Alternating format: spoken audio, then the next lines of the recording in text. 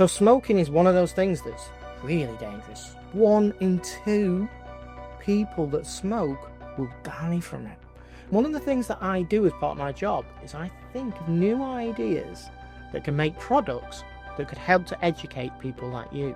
So I'll show you one. This is a year's worth of tar. You know the smoke that comes out of cigarettes? And that is a month's worth of smoker's cough. Would you smoke if you knew this is what was happening in your body?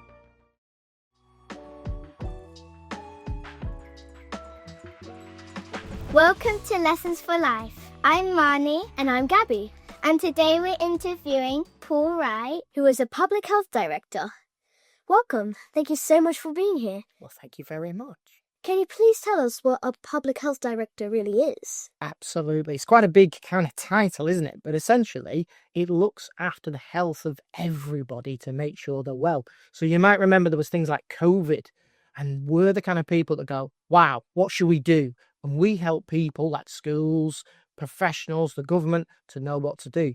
But one of the main things that I've always done is looked after the health of children.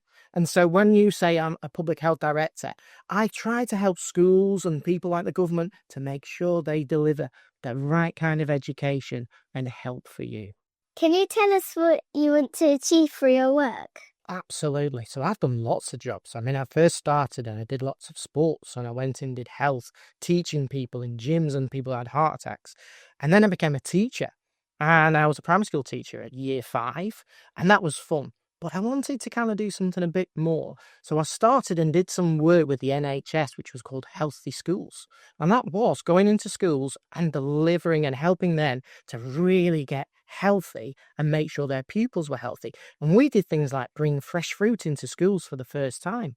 And some of the children, even aged 8, 9, 10, would try and eat a banana, not knowing they had to peel the skin. That's the kind of thing where they'd never seen fruit like that before. And that was in Manchester. And that made me think, I want to change I want to make this all better. So that's when I learned and went to a university again. This was the 3rd time. And I became a public health director. And from there, I started to create different kind of games and CD-ROMs and all sorts of different things that could teach about things like smoking, the dangers of alcohol, about growing up, and different areas from there.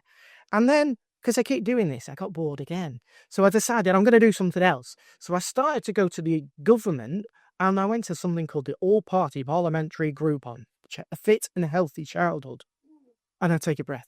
Because it was all these people around the table talking. And at the same time, we wanted to do more, really make a difference.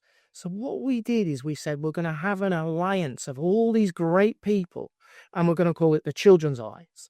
And what we're going to do is we're going to tell government just what children need by listening to children, listening to the teachers, listening to the professionals, and then saying to them, but also you're going to have to give some money to make sure schools can really do the things they need to do. So at the moment, that's kind of where I'm at. That sounds really important. And can you tell me what a CD-ROM is? Oh, of course. Well, a CD-ROM was a kind of way of playing different games. It could be on your computer. And what you would do is like a program you'd go now and just be on your phone, or it'd be on, online. You used to have to save onto this CD-ROM and then send it out. And I would make ones that were like little quizzes about the dangers of smoking or alcohol or about emotional health. And schools would buy those, put them in the computer would play it, and they could play the quiz. But that was 20 years ago. I'm quite old now. We're interviewing you as part of the Lessons for Life campaign. Why do you think the Lessons for Life campaign is important? Well, I think it's really important. I think we look at life and we see ourselves, and we know that as you grow up, the world's going to change. And as we said before, it's very different from maybe things like saying CD-ROMs when I was younger. So what we're hoping is that you can grow up and feeling physically in your body and mentally in your mind really well. Because that means you're going to be able to go out, enjoy your lives. You're going to make lots of friends. You're going to get together. You maybe have families, all those wonderful things. But that's the thing, is that sometimes in school we teach really important things like English, maths, and as I say, I was a teacher, a year 5 teacher. But the most important thing I feel is that you feel well in yourself, you make good decisions for your body and your mind, And you can only do that if we give you that education. And so I believe that this lessons for life is something that's going to be very important, especially as the world for you is going to change. You're not going to need to know all the little knowledgey bits. You're going to have artificial intelligence that's going to help you. So you've really got to have more about your body understanding and how to connect with people. And I think that's going to be really important. And that's why I really, really want to support the Lessons for Life campaign. What was it like being a Year 5 teacher? So Year 5 teacher was great, but I was only about 10 years older than the actual children. I was only 20. So I was really quite young when I did this. I did it straight out of university and I loved it. I used to love reading my book. I used to love teaching and I used to love talking about the kind of emotions and doing things like circle time you might have heard of. And that's where you ask different questions and you work about your own kind of life and, do you feel good and what about the emotions? And the only problem I had was that I felt like I was still a bit too young. I hadn't learnt enough myself and I wanted more of the life skills. So I thought, right, I'm going to go out and learn a bit more about health. So I went to Manchester University and that's when I became a public health director and thought, I can help to change schools to be healthier. What problems in society do you think education can fix? So education is brilliant for fixing what we would say is knowledge almost, I think, sometimes. But it needs to be wider in today. When we look at society, and you'll probably find you've got phones, and yet, how old are you and have you got a smartphone each? Yeah. Right. So when you think that actually, you look at the evidence as myself, I go to the universities, I talk to people, and they say, okay, well, really, they shouldn't be having all these phones so much because, a bit like now, nobody can see me. We're in a situation where your head should be up, you should be talking to other people and meeting people. And if you're not careful, you go on your phones too much and you'll kind of go in and you'll be quieter and you won't actually interact in the same way. And I kind of see that in the same way. At the moment, I believe that we've got to kind of make sure that you feel that you can talk and have real friends, make real connections. And I think that's really important. I don't really have a smartphone. I'm not allowed on it too much. Right, but that's the thing is that it starts only small and can get bigger. And there's nothing wrong with having a phone. And there's actually nothing wrong with having a smartphone. It's just what you may be able to be on it for, depending on how you are growing up. I wouldn't like you to drive my car. Now, you seem a very sensible person, but you're too young to get in my car and drive it. But yet we don't seem to do that with things like, social media, etc. They say, oh, you shouldn't be on it at this age. But really, those companies aren't stopping most people from doing it. And that's an area around life skills that really we want to be able to help to teach you so that you feel strong enough to say, I'm not going to go on that, even though some of my friends are. And that's actually what life skills are about, making decisions for you based on the information that we're able to give you. And sometimes in education, that's what we're trying to do. We're trying to give you the things so that you can make the right decisions. We're now at the back to school segment. Can you tell us what your experience was with PSHE or life skills lessons when you were in school? Yes. Wow. Well, I went to quite a small little school. So we were next to the church, which wasn't far from me. And in all honesty, there wasn't much. The closest we got when I was in primary school to life lessons is that there was a quiz by British Gas, basically a company that makes the heating work. And they had this special quiz where you had to memorize things and then work out and go to this quiz where they asked you, if you were near a fire, would you put your hand in it? No. So I was quite good at that part. They had some more complicated ones. But that was about all I had on PSHE. When I went to the secondary school, the high school was a lot bigger, and it was a town called Fleetwood, which is a fishing town near Blackpool in the north of England. And there's just, boys mainly, some girls in there, but not lots. And really, again, the only life skills we got was don't bully other children. If you bully those children, you have to see the headmaster and he has a slipper and he will hit you with it. Well, that doesn't make any sense, does it? So that was kind of the worst kind of health education you could probably get. That if you hit someone, they'll hit you. So, no, my PSHE and life skills was not very good at school. That's crazy. Isn't it? We don't hit people with slippers anymore. No, well, in my primary school, They even was worse. Our teacher had a meter ruler, a very big ruler, and he had a table tennis bat. And if you were really naughty, he hit you with the table tennis bat. Yeah. We're now going to test your knowledge. Ooh, okay. This hat contains some life skills questions for you to answer. Fantastic hat. You ready? Yes.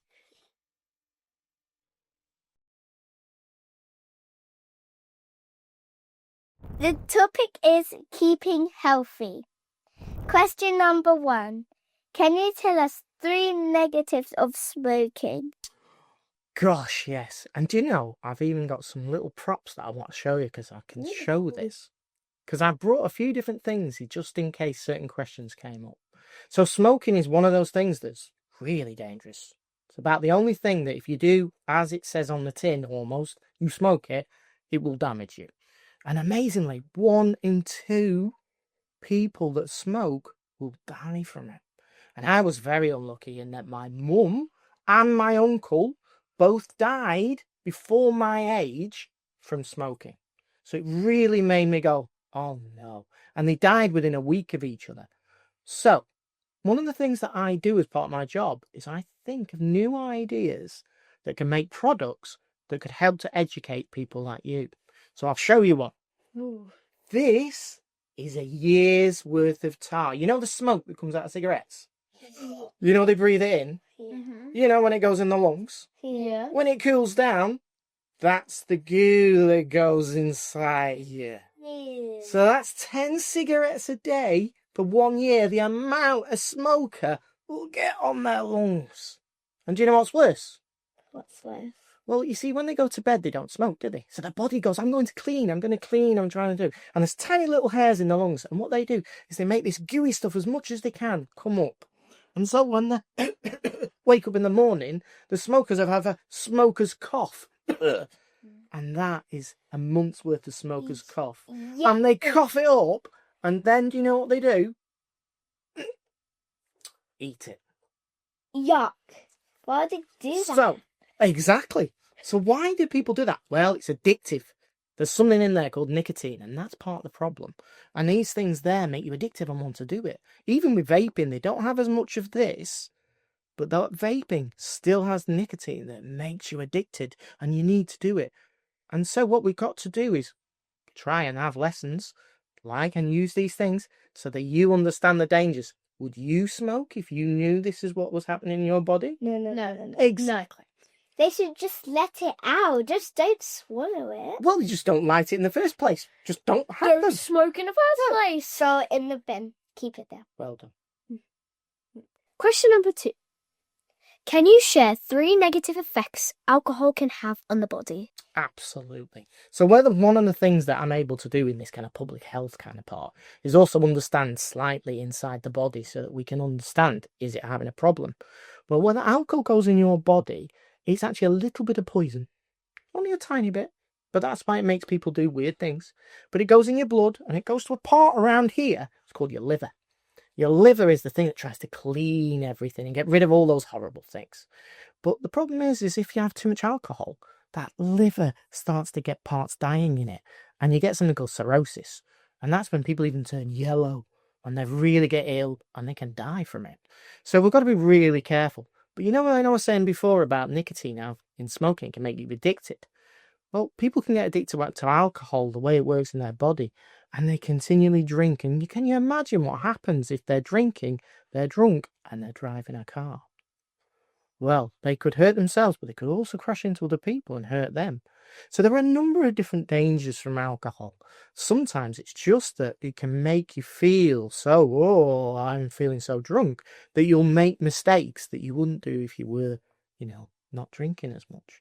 So we try and get education because people do drink. It is legal. So, sometimes we can see it and it's okay. But at other times, if it's too much, that's when it can become a problem. And the last question is, can you tell us 3 ways children can keep themselves healthy? Absolutely. So the first thing I think is keeping physically active. And it doesn't need to be sport. It can be dance. It can be on your games and actually doing things. It could be like yoga. It could be all sorts of things. I used to do martial arts and I teach and I've taught for years judo. So I've kept physically active doing that. And that's brilliant for the brain, the body, everything. Next one is nutrition. Because just like a car, if you've got to put some petrol in that's bad, it's going to make the car juddery. Now, we have foods that are called ultra-processed foods or junk foods these days, and they don't have all the good bits inside that make us healthy. So we need what I always think of as almost like a rainbow diet. So if it's got colours, they're really good for you. So you think you're orange, what vegetable would you think of if I think of an orange vegetable? Carrot. Correct. So you have lots of colours in your diet. That's going to make you healthy. Brilliant. And then the third one is often forgotten, and that is sleep. Because if you are sleeping well, then your body repairs, it grows better. It means you're ready for the day ahead, and you're able to do that.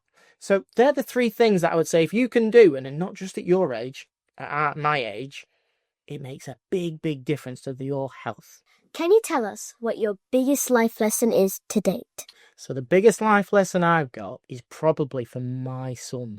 So he was adopted. So he came to us, me and my wife, when he was 2 years old. And he'd had a hard life, even when he was a baby. But what happened is that he had autism.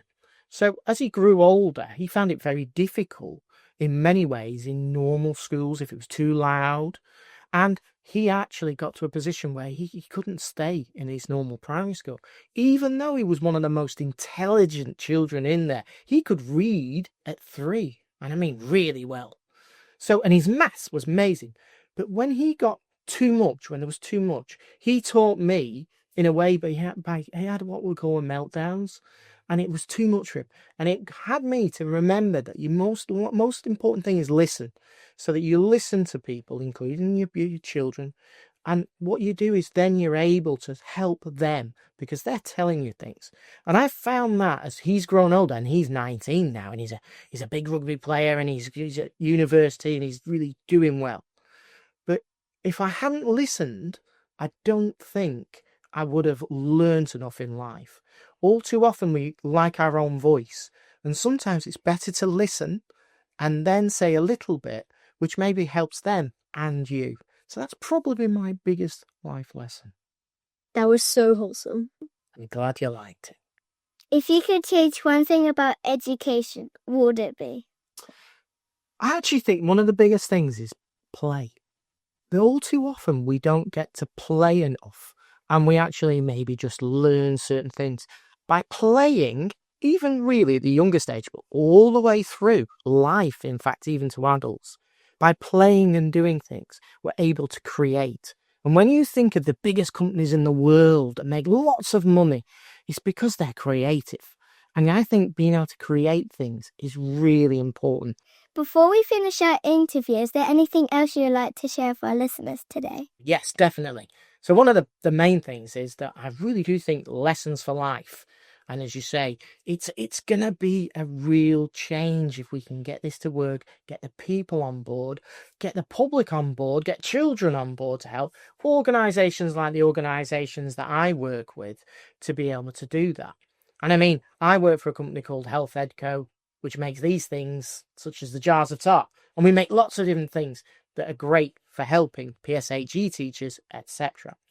So yeah, I think we're going to... I'm really happy that I've been able to get interviewed by you both. Because number one, your questions are very, very good. And I've hopefully been able to give you some answers that you really like as well. So thank you.